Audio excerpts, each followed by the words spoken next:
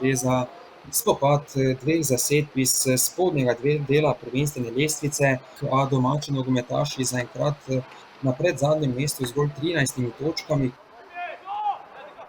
Lepo je Konsensao našel Zajka.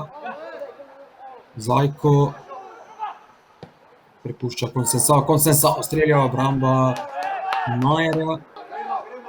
Hitro priboril nazaj, še vedno posesti Orović. Orović lepo je našel Konsensao, še vedno Konsensao. Prekršek nad napadalcem gostov in 11 metrovka za Podvince.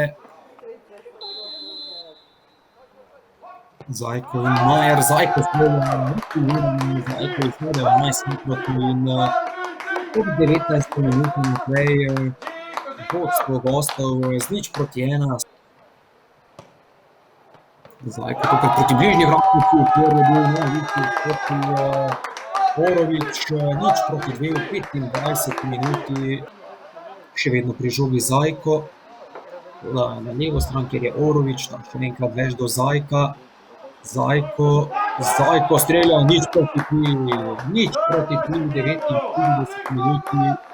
Drugi gol na tekmi je dosegel Zajko, povišanje prednosti gostov. Na tekmi se je do tega kroga zbralo 13.054 gledalcev, kar je 106 v povprečju na tekmo. Obetaven napad Podvincev, Orović, Zajko strelja. Tretji zadetek na tekmi je dosegel Zajko.